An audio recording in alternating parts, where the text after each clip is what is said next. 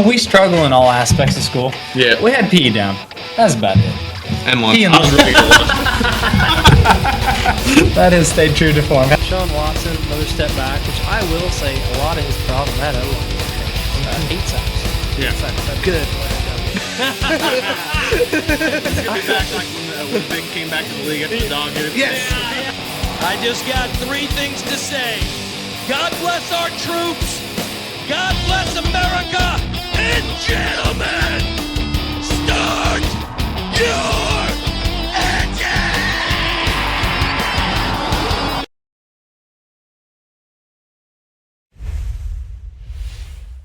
Hello, everybody, and welcome to episode 61 of Benchwarmers Basement Banter.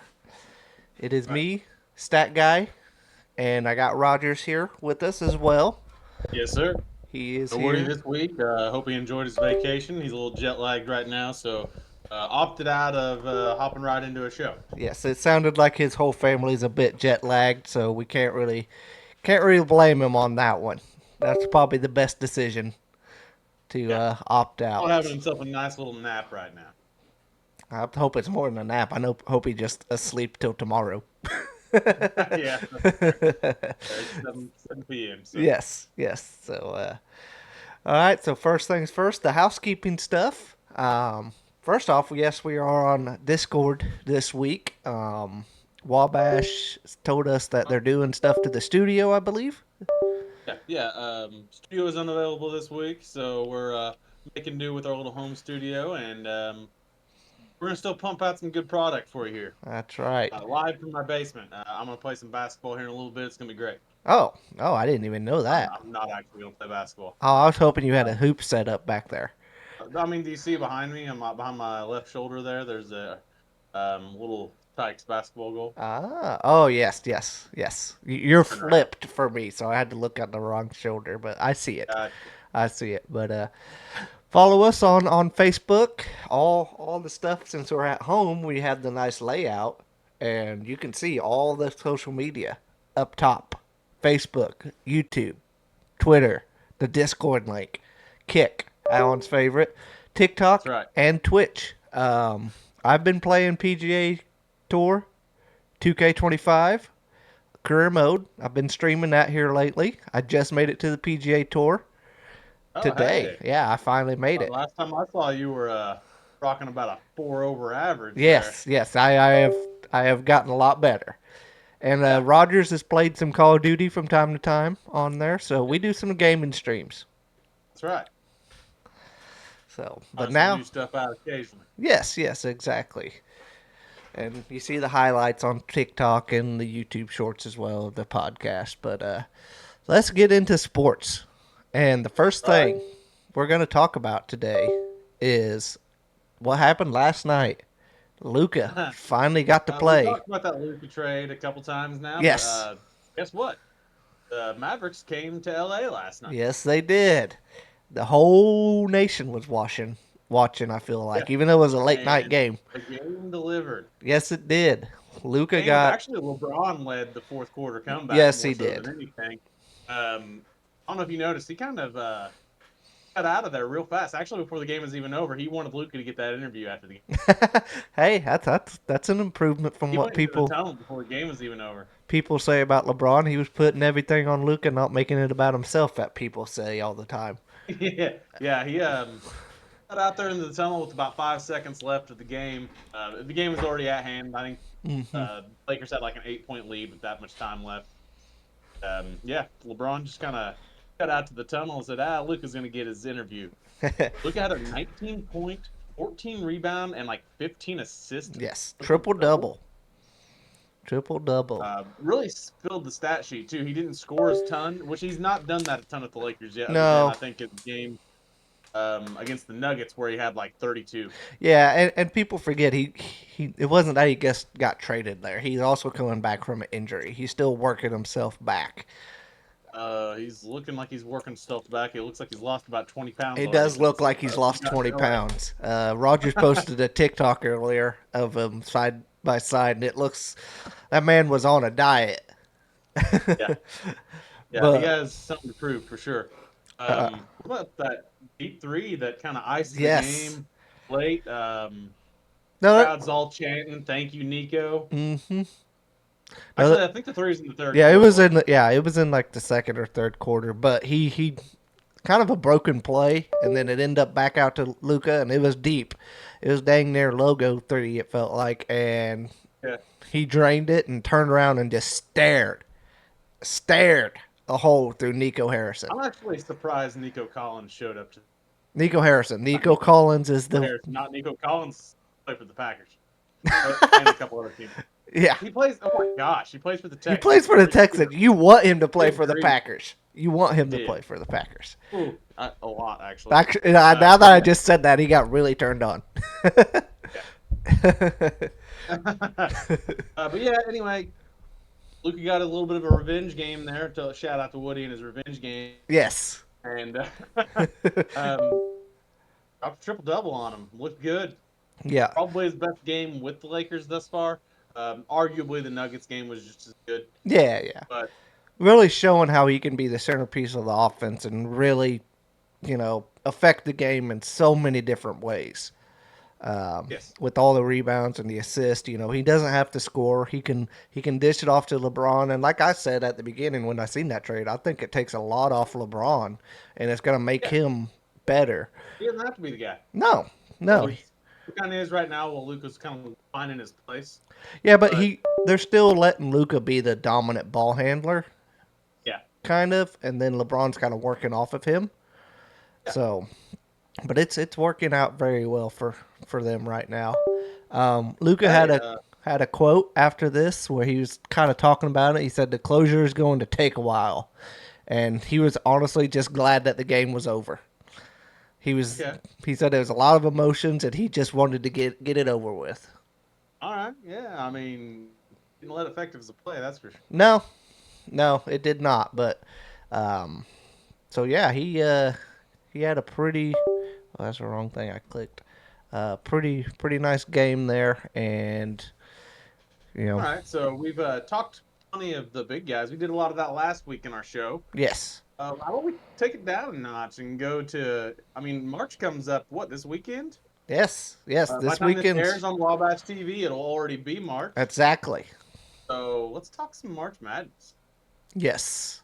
Do a little bit of college ball. Yeah. So I'm gonna shout out at first. You Yes. guys will be seeing this before we go there, but we are going to be pretty much live streaming a lot on the days of March 20th and through the 22nd. Mm-hmm. So pretty much the whole first round. Yes. Most of the day on all three of those days, we'll probably be talking college basketball. Yeah, for not sure. all day. We'll have to take bathroom breaks and food breaks and stuff like that, but we're going to be there. Yes. We're going to give you as much college basketball as we during those 3 days. It should be a blast. Woody may be along with us. I think that we about talked him into taking off work that day and making it happen. I put in some vacation time, and Alex, he's got a flexible schedule. So Yep. and try to bring you some good info. The NCAA tournament is my all-time favorite thing every year. Yeah. It is the best sporting event in every year, in my opinion, and there's nothing like it. And yeah, it's just my favorite, absolute favorite. But as well, I was gonna say there is a bit of a lull, but sports is picking up. We got March Madness, Players Championship will be here in just a couple weeks as well for golf. Opening day is going to be here soon, and the Masters will be here soon as well. So we're starting to. It'll be a little bit of a lull, but business is picking up. Winter sports have kind of come to a lull. Football's over, and we're kicking into spring sports coming real soon. That's right. Gotta go upstairs. That's right. That's Owen. He's our miniature star of the show. Yes, he is the basketball NBA. This may be his Wabash debut. So Yes, he is the NBA savant. that's right. Yes, so Right. We should have had him in the studio last week when we were talking NBA. yeah, we didn't even think about it. That would have been good. He would have only talked about Giannis though. That's all he cares about. Fair. That is true. Fair. So So right now, as we're looking, looking at what days are the selection Sunday? It looks like March 16th. Yeah, it'll be right after the Big Ten tournament ends because the Big Ten tournament's the last one. Okay. And then it'll end at like 3:00 or something like that, and then Selection Sunday is following that. Okay. All right. Well, we kind of gave you a preview of what we're going to be doing our next 3 segments. We're going to go ahead and go to break, and after that, we're going to talk about probably at least the top 10 to 15 teams, some teams to look for in the tournament that's upcoming, and kind of the teams I think have a pretty legit shot of winning. Now, this is March Madness, and anything can happen. But some of these teams are far better than the others. So I tried to get some underdogs in there too. Maybe some guys that we think could sneak into the tournament and make some noise if they do get in. I did not do that level of homework. I've got a couple. Okay, you got some. Okay, because I did not. So, all right, we will take a break real quick, and we'll be right back. And we're back.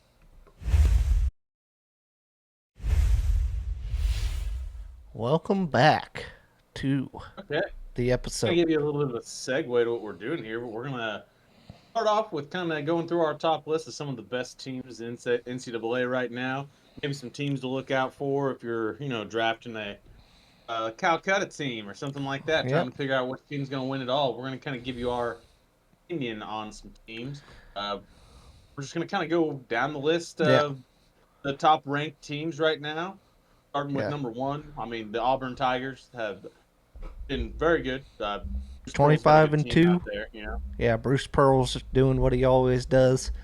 They are very deep. Probably the deepest squad in college basketball. Lots of vets on the team, too. They've been there for a long time. They've had good tournament runs here in the last few years, too. They got a great inside game, and they can score. They can score on the perimeter. They're also very well tested. They've got the toughest schedule in all of college basketball. And, I mean, they're pretty far ahead, I think, as the title favorites. Yeah, I mean, they're only 2 losses, I think. They lost to Florida. Who actually lost by 9 to a Florida team. I'm trying to find who their other loss here was. And we'll get to Florida, but they are a top 5 team. Yes. So, I mean, they also lost to Duke, who is the number 2 team. So, they haven't dropped a game to like a below top contender. As of the top 25 this week, they only lost to the number 2 and number 3 team in the country. Yeah, exactly. And the number 3 team in the country just lost last night. But we'll get to that.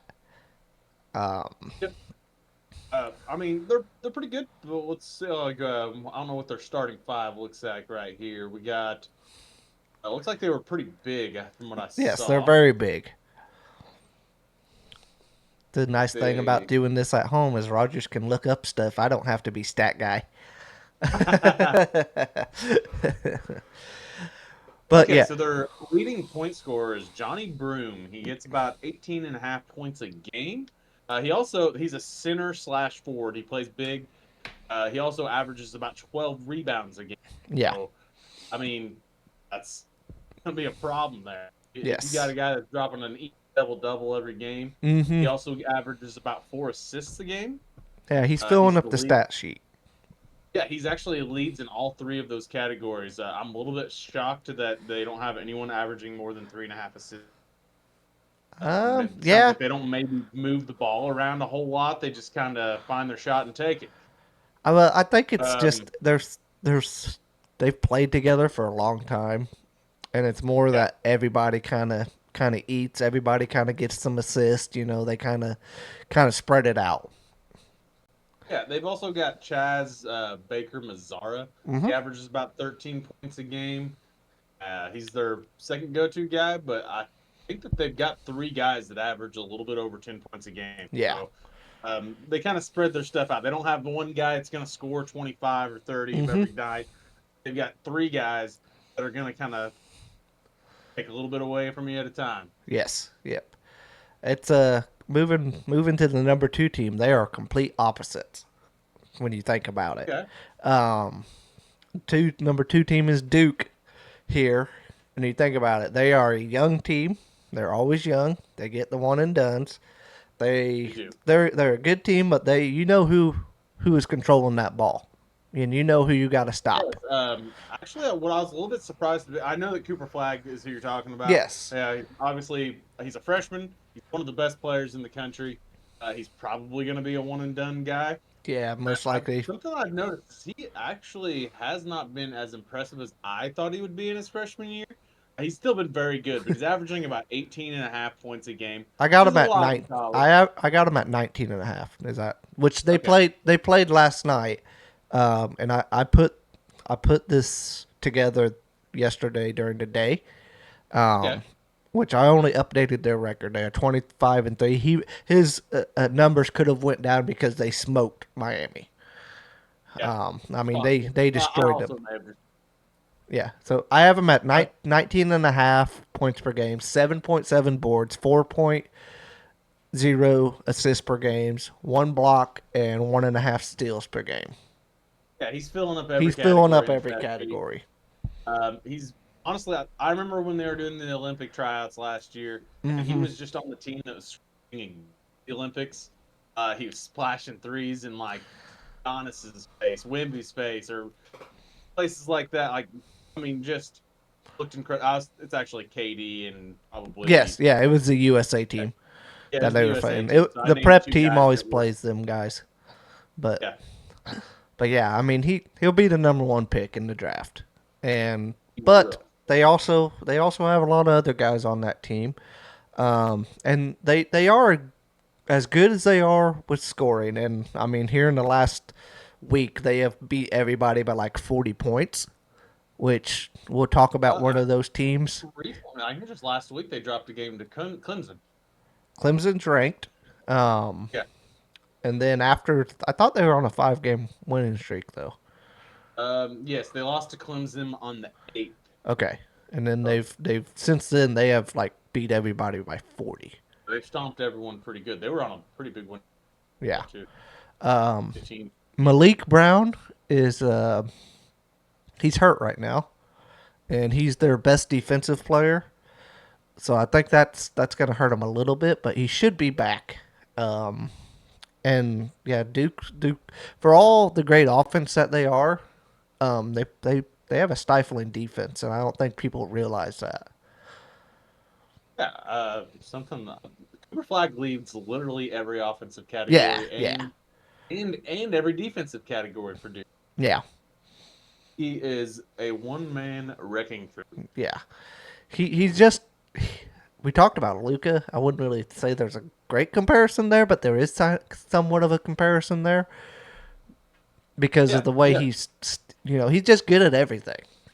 Right. Something that is surprising, well, not really, because Duke's always good at this, but something that is pointing out to me with Duke is they are the 9th best team in the nation from three-point. They're shooting almost 40% the three-point line.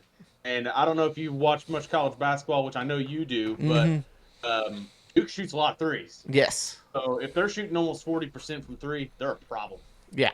Yes. Yeah, any team doing that is a problem. Yeah. I was going to get stats up here is what I wanted to do. Oh, this is just... that's just... 39% as a team. That's crazy. Shoot. I wanted to bring up... Where's the Atlantic Coast Conference? There it is. Because what I wanted to bring up was where they rank in offense per game. So they're the 20th offense in the league. They're 30th in points scored. 20th, I have. Maybe points per game. Points per game. Points per game. And they only allow 61. And ESPN does not put a ranking on defense points allowed for some reason. Yeah. But for my research when I was doing this and bringing this up, that is a very low defense too. So they're 82 points per game, 82 and a half points per game, and only allowing 61. They're also 20th in assist and in the top 50 of rebounds. they got a real shot for sure. They've already beat the team that's number 1 and looking like the most likely number 1 overall seed. But we'll see when it comes conference tournament time. Yeah, their 3 losses all come from ranked teams. Well, Kansas, Kentucky, and Clemson. 3 losses. Yeah. So And Kansas and Kentucky aren't the powerhouses that they normally are. that was per se. early in the year too. I think those 2 They losses. were both very early. Yeah. Yes. And So both those losses came into. Yeah, I thought it may have been like late November on those. Yeah. But yeah, I knew they were early losses for sure. So yeah, now we'll do what? We're both in no. Yeah, I thought they were. We'll move on real quick to the number 3 team before we take a break. And that's the Florida Gators, sitting at number 3, but they will not be number 3 next week.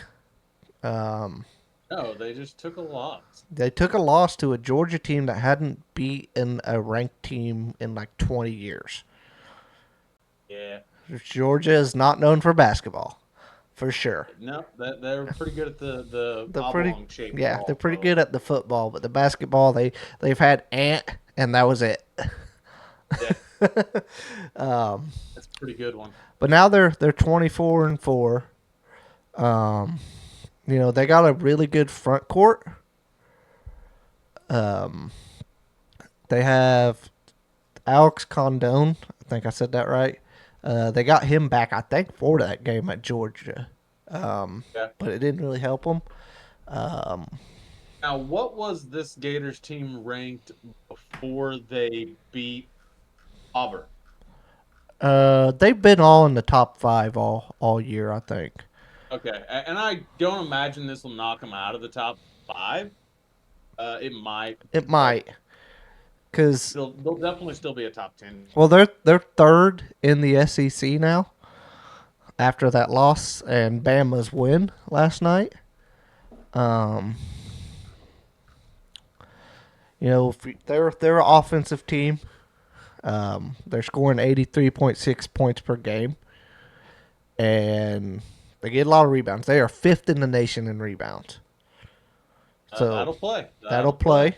Their points allowed though they're allowing like 70 points a game, so they're kind of towards the bottom play there. A lot of defense. Yeah, their defense. That kind of the kind of team that you let a team like Georgia that can score some, crawl into a game with you. Yes. If you give up 88 points to a team that is unranked, probably not playing that great a defense. I said they have a good front court, but they also are led by a guard, Walter Clayton Jr. But that SEC's tough, and they're going to cannibalize each other a lot, especially in this tournament. There's just a couple games left before the tournament start, so we'll kind of see where they end up there. I did not look at their schedule here for the last 2 or 3 games they play. But the loss to Georgia is definitely going to hurt, but they're still a team that's going to be up there fighting for a title. Well, we've seen teams like this do well in the tournament, like Alabama of the recent years, where they don't play a ton of defense, but man, this team can light up a scoreboard. Yes, yep. This is what that team reminds me of. Those Alabama teams that had was it Mooney and I can't. Sexton. Anyway, Colin Sexton. Yes. Yeah. Yes. Yeah. Those teams that they could just put up 100 points, or put up 90 points. Yeah, and we'll move to Bama in our next segment because they are still very much that way. But we'll talk about them more. Yeah, they can still put up points for sure. But we're gonna take a quick break, and we will be right back talking about the next few teams. Sounds good. All right, welcome back, and we're gonna switch gears now. Switch conferences to the Big 12 is where we're at now. We're going Houston. H-Town. Stand up. Paul Wall. Last year, Houston was, without doubt, what everyone thought was the best team in the nation until UConn came out and just was the much more rounded team and took it from them. I think Houston was the number 1 overall team going into the I think Or so. am I thinking the year before? No, the year before. Okay. And then if you think going back even further, the COVID year, Houston looked like the by far best team in the country. Right. Kelvin this isn't Sampson. the same group of guys. This, in my opinion, I think they're a little overranked. You think so? I think so. There's nothing like I'm looking at all their stats right now. There's nothing that stands out on them other than they play pretty good defense. They are a very good defensive team. And they're efficient. Yes. Shooting from the three. They are the third best team in the nation from the 3-point line. Yeah. So they're the 161st team in points per game. Their points allowed though is 57. That's crazy. Yeah. That is good is defense. Lights out defense. Yeah. I think if they come in and they play against a team like Duke or a team like, I mean, even the ones that we just talked about over there in Florida that can just put up points. I don't know if they're going to be able to shut down those key players well enough to make it happen. A team like Auburn that has multiple scorers. I could see him struggling with that. The good thing that Houston has going for it is number one, defense wins championships. But number two, they are a older team that's been together for a while, and they are. That matters for the tournament. It really does. It does, but also something that stands out for me. They also, for being such a good defending team, they're 119 rebound category. Yeah. This team does not rebound well. Yeah. Yep, I noticed that too. Their leading rebounder is Juwan Roberts, who averages just 6.5 rebounds a game. Mm-hmm. Yeah, so they don't have a guy that's. I mean, I could be wrong. Maybe this team is going to be such lights out at defense that it won't matter. And I mean, like you said, defense does win championships. Yeah, I think they're an older team. They're deep, and they've kind of been there. They kind of know how to win. They're going to win the Big 12, which is, it's always a good conference. Even if Kansas is down, they still got two other teams, I think, that are top 10. Kansas still cracks the top 10. No, they've lost like 5 or 6 games in a row. No. I was looking at the Big 12 standings, not the actual. Yes, yeah. No, they've got Iowa State lost last night, which we'll get to. But you got Arizona, Texas Tech, and Iowa State. I forgot. I was thinking Texas A&M, but Texas A&M is SEC. Speaking of SEC, though, we move to another team. That's a little bit. I think they're more of an older team. A team I've watched a few games of. Probably the most non-Duke or Illini games. Tennessee. One time they were the number one team in the nation. They were. They got to that SEC, and the SEC is brutal. By our Illini off the last second layup. They did. They did. You streamed that whole game. I was a little bit heartbroken by it. Yeah, I was too. I watched it at my uncle's house, and we was a little heartbroken. But those were better times in the nation. But they're 23-5, and them and Houston are very similar teams. They very balanced attack, but they're ranked lower in points per game than Houston. They're 172nd. But I was just gonna see. I did not pull it up. What their defensive points per game is. Tennessee basketball. ESPN. There we go. They only allow 60 points per game. Okay, so that was right up there with that Duke Blue Devils team. Duke, but not the offense. But they're very similar to Houston, in my opinion. Watch that game against the Illini. I was pretty impressed with them, though.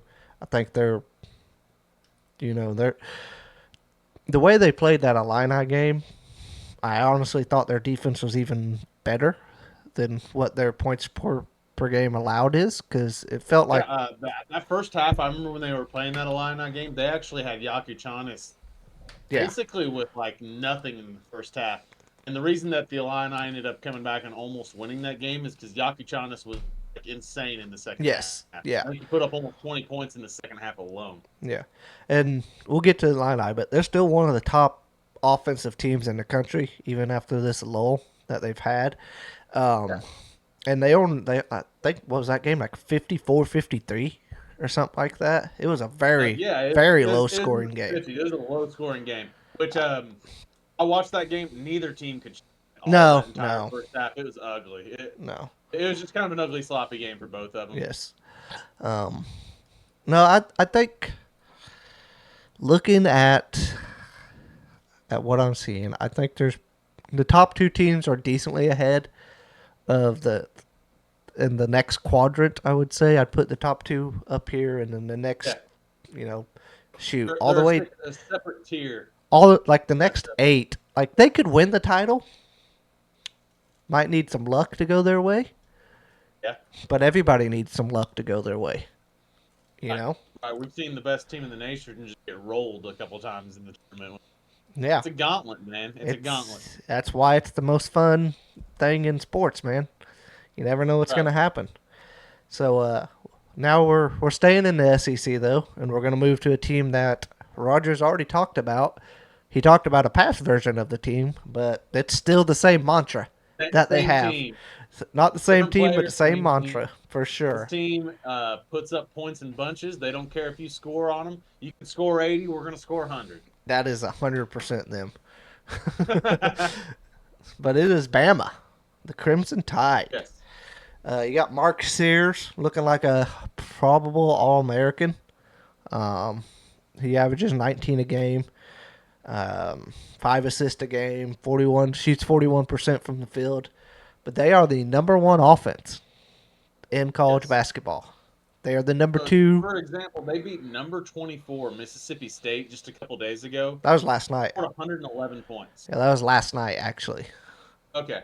It was last night. Before that, they beat 17. Well, Kentucky. Are you looking at their schedule though?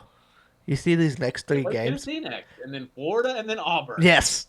Yeah, they're about to run through a buzzsaw. We're gonna see if Bama comes up looking good in these 3 games. Hey, they got something coming into the tournament. Well, that would make. They actually just lost to Auburn last week as well. They lost to Mizzou last week too. Yeah, they scored 98 points and lost by double digits. They did. We'll talk about Mizzou. We'll talk about Mizzou. So this would be where this gauntlet of part of the schedule for Alabama here has been. They have played 1, 2, 3, 4 ranked in a row, and they're about to play 3 more ranked. Yep. They are in a gauntlet, but yeah, and you look at these numbers, man. This team just scores. They average 91.5 points per game. That is insane. That is ridiculous. But they are also the number 2 rebounding team in the nation. Well, because they throw up shots. Well, that is true. That's true. That's true. I didn't think about that, but they're 28th in assists, and their points allowed though is 80. So that's a struggle. But I mean, yeah. Like I said, you can score 80. We're gonna score 100. Just looking. They beat Illini early in the year in a shootout, and they beat Houston early in the year, 85-80. Putting up 85 on Houston's pretty impressive. That's pretty good. I was going to see. If Houston scores 80 points, they probably don't lose very many of those games. No. That's kind of the threshold, it looks like, when let's look at their losses. Purdue had 87, 83 for Oregon, 74 for Ole Miss. Other than that, if the team scores above 80, they lose. Other than that, Ole Miss. So, but yeah, I will say if that's a team you want to watch, or coming into the tournament, they are dang fun to watch. Who doesn't like people scoring like that? That's right. That is right. A little bit of a sneak in right here. Hey, first off, about a Big East first team, off, it's not going to be who you think it is. It's not, and I want to give a shout out to our boy Malloy, his boy here, Rick Pitino, All right, yeah. I know he's still a Louisville fan, but I know he loves him some Rick Pitino for sure. Right. And this the first thing I said is Rick Pitino's back, baby. He's been there for like 2.5 years, and now he's got another ranked team here in the top 10. They sweeped UConn this year. They did. They sweeped them. UConn's not the team that they have been in years past. No. They're sitting at 4th in that conference. Yes. That being said, St. John's has been pretty good. They've been pretty good. I was going to bring up. Oh yeah, by the way, we're talking about St. John's. Yes, St. John's. Throw the hammer on that. Say that we're talking about a Big East team that isn't UConn after they just dominated last year. The Red Storm. I had to make sure I got that right. R.J. Luis Jr. Looking like he might be an All-American candidate. Yeah. They are 71st in points per game, 10th in rebounds per game, 61st in assists per game, and they allow like 65. So definitely looks like the class of Big East. Other than their guard that you talked about, Luis. Yeah. Luis Jr. Don't have anyone that really stands off the stat sheet. No. This is just a well-coached team. Like this is a team that does all the small things right. Make mistakes, they're gonna beat you. They've got, even though their points allowed is a little higher, they still play great defense. And I think they're the number 1 offensive rebounding team in the nation. Okay. So that's how they're doing that. Makes sense for being a top 10 rebounding team in the nation. Yeah. And what I have on them is, can they make enough threes to win? So they're not a great 3-point shooting team. If they start, everything I read when I was doing my research said if they start making threes at a decent clip, they can compete with anybody. It can be a whole problem, yeah. They can be a whole problem. Hey, guys, next up, yeah, we have finally a Big Ten team. I know what? Wouldn't you know it? It's a Tom Izzo team. Yep. He's here every year. Yeah, I said, well, it's March, so you know what time it is? It's Izzo time, baby. That's exactly right. So he made a change here in the last couple of weeks. He put old Jace Richardson in the starting lineup. If you don't know, you don't know who Jace. Storming up the polls. Yes. If you don't know who Jace Richardson is, that is Jason Richardson. That's his son. He's looking like, he might be a lottery pick. Of course, he's super athletic like his dad. I think Jason won a title at Michigan State. I'm pretty sure he was on that last team that won a title in 2000. I don't think they won one since, but that Izzo's so good, and you can never bet against Izzo in March. Right. That's the worst bet you can make. Is actually shooting 40% 3-point. Yeah. He can shoot the lights out. Yes. He's also 53% from the field. Like he's good, averaging a little bit over 10 points a game. But he didn't start for a long time, and he just made that. I think since he's off the bench, he's getting a lot of minutes. He's averaging almost 24 minutes a game. I think since he started, he's been in the 20s though, his averages since he's been starting. Okay. I'm pretty sure. Because like right now they're leading offense points per game is Jaden Atkins at 13. But Jace Richardson's been putting it in here lately. I think, like I said, he scored 21 when they took out Michigan. Putting him in the lineup has paid great dividends for this team for sure. And like I said, it's you can't bet against Izzo in March. He's took terrible. They actually just won tonight. They hit a buzzer beater to beat Maryland. Oh, even better. So they just won. I think about some of those teams in the past 10 years where they weren't even ranked going into the tournaments. They get there and they just make a deep run. That's just what Izzo does. And if he's got a ranked team, save him into the Sweet 16. At least, most likely Elite 8. Yeah. So, all right. After our first Big Ten team, we will take our last break. and we'll move on. Come back and at least try to round out the top 10. We'll round out the top 10 and talk about some more local teams as well.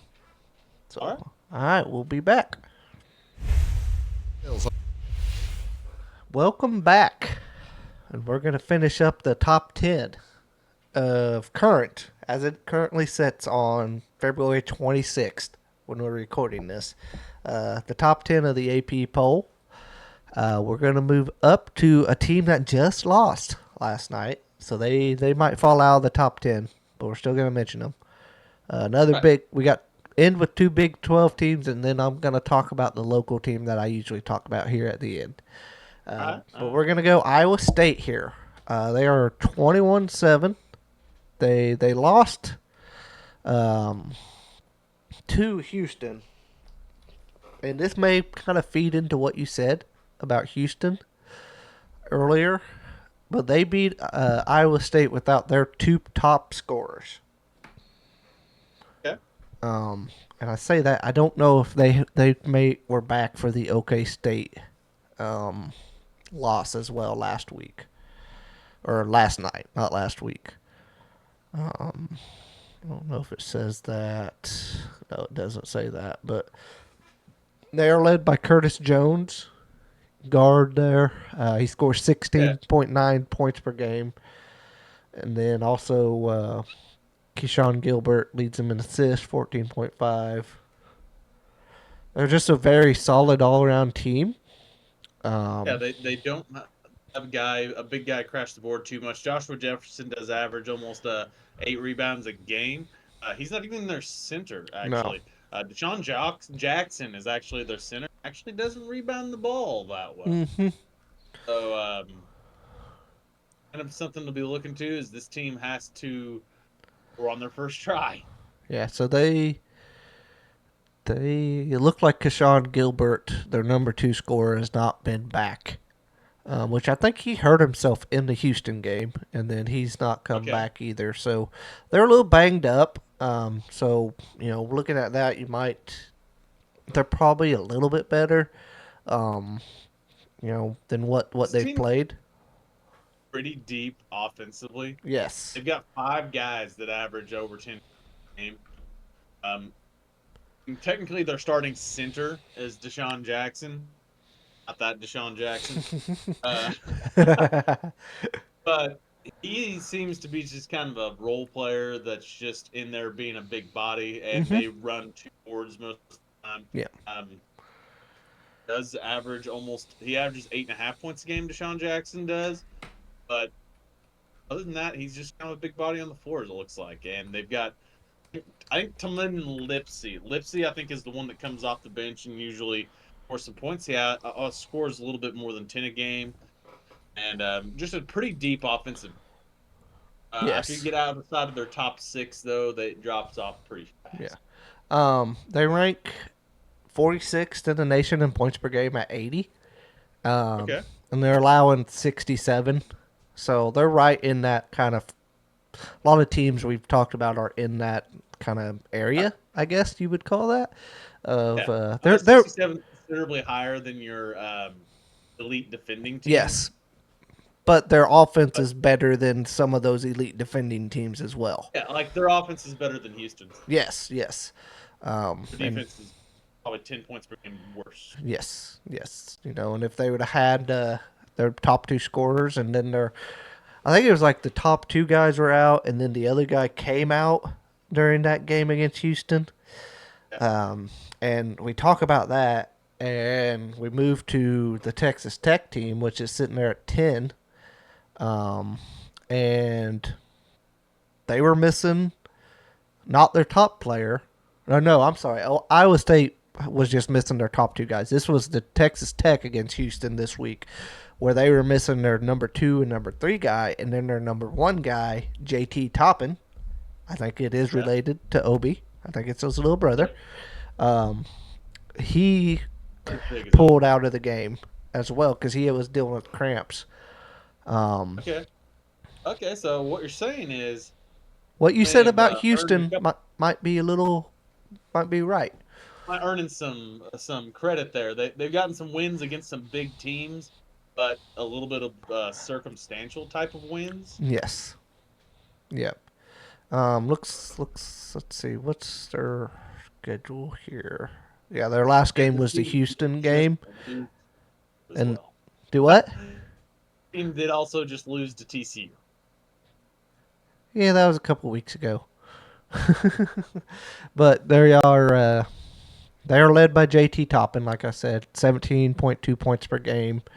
They're right in that same frame with Iowa State. In fact, they're a little bit better on offense and defense, actually, as far as points allowed and points per game. And, JT Toppin's a pretty good player. Not as good as Obi, but he's pretty good. Better shooter than Obi. Yes, he is. Obi was more of just a big rebounder guy. Yes. One of the best dunker. rebounders in the league, actually. And he dunked a lot. Obi was on that team I talked about earlier with Houston, that COVID team that looked like they were probably going to run away with the title. But we'll round out here. I kind of went in the top 15. We got Wisconsin. They're number 11. Texas A&M's 12th. Clemson. They're 13th. They're a struggling offense, but a very good defense. We got Mizzou, who is the 10th best offense in the nation. But they don't rebound very well, and their defense is 70.9 points per game. Well, it helps your points per game when you put up 110 against Alabama. Yes, exactly. Michigan is number 15. They struggle on the boards as well, like Mizzou, but very efficient in the paint. But that rounds out our top 15 here. And now I want to talk about the local team. We got the Illini coming here. They won last night against Iowa. They won by 20, so it was a much-needed win there. And they're sitting at an 18-11 record, but they had the third toughest schedule in the nation. And Rogers was looking at my outline, and he's like, what do you mean they're 23rd? What it is they are net rankings, which is something you hear about here lately. It was created in 2018, it looks like. Okay. But it shows the team's winning percentage, the average opponent's winning percentage, and the average opponent's winning percentage. Average opponents. Yes, average opponents. And it includes... Spider-Man meme pointing to each other.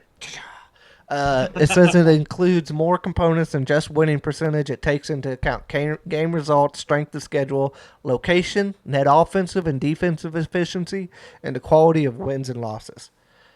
So I say all that to say that Illini, by the net rankings, is still the 23rd team in the nation because of their strength of schedule. They're saying that every old man that hates the war in the MLB absolutely hates net. Except at least there's a logic behind this one. War doesn't. It's not a real stat, guys. I teed you up for that perfectly, and you hit it like your driver. That's right. But yeah, it's kind of that way. Except it's taking in strength of schedule and where the game's played at. If you're going and playing Duke at Madison Square Garden versus Cameron Indoor, there's a difference there. Although it didn't really matter if it was at Cameron Indoor, they may have lost by 100. But here in the last couple of weeks, apparently, I was reading about this, Brad Underwood was surprised in that Wisconsin game that he could even field a team. That's how sick the Illini team has been with legitimate flu. And then in the Michigan State game, Juarez Johnson, who is the 6'9" big guy who gets in there and gets the boards, they had put him in the starting lineup, and he'd really flourished there as well. He broke his wrist in that game. There's talk that by NCAA tournament time, he could be back. That would be big. Coming back that quick from a broken. That's what I thought too, and I was listening and watching that game last night, and they were saying that, and I was kind of surprised, but I'm like, okay, if I guess Robbie Hummel's saying it, I believe it. He knows how to. He seems to know what he's talking about. He knows how to recover from an injury. He only had 3-4 ACL tears, I think, in 5 years. But the Illini, first off, putting TSJ's jersey upside down was a very bad omen. And as soon as I seen that, I knew they were losing that game the other day. Yeah. But they're a team that, watching last night, listening to Hummel talk, he's like, if they get healthy again, because that was the first game Ivica has played where he's been healthy in like 5 weeks, because he had mono, he hurt his ankle, and then he got the flu. Yeah. So he'd been hurt, and he played great last night. He had 22 points last night, 4 boards, and 5 assists. And that's a 7-1 guy getting 5 assists there. He does struggle sometimes getting rebounds. Kind of think they might need to bring Ty Rogers back if Morez Johnson does not get healthy, because they need somebody to get some boards. They Johnson needs to be jumping those boards, Yeah, he does enough. He does enough. They last night they played a lot better, and I made, like I said before, I made this up before I watched the game last night, because before they were really live by the 3, die by the 3. Last night they weren't as bad as that, and they need to kind of get away from that. Because I think they're still a very good offense, even if they're not making threes. They just don't need to shoot as many. I was going to bring up Underwood. He did make some adjustments. Will Riley has now been inserted into the starting lineup, and he's played much better. Everyone's kind of thought that he should have been in there. Yeah. I think he was like a top 5 prospect coming in, or top 5 high school player. Yeah, he's the highest prospect Illinois has ever got. Which, to be fair, they got everybody this year, because Johnson was the highest one they got, and then Yakukonis was whatever. I'm not saying it. Johnson was, then Casper, then Will. But I think if they can get their rebounding going, Hummel's like, that's still a very scary team to play in the tournament, because they can beat anybody in the country. They really can. They've proven it. They've hung with just about any. Even with how bad they've played in the last 4 games, they're still 18th in the country in points per game. Yeah. And their points allowed is skewed. Their points allowed is skewed because, they got the crap beat out of them by Duke. They're at 73. But, last night's game made me happy and brought a little more confidence in the team back. They finish off against Purdue and Michigan. So I think that's going to be a big struggle to see where they end up at the end of the year. But with that, I think that's enough for the episode. So we'll that's right. Follow us on all the socials. That's up top here. I'm not that way. I don't see it. And do you want to say it? Do you want to say it, Rogers?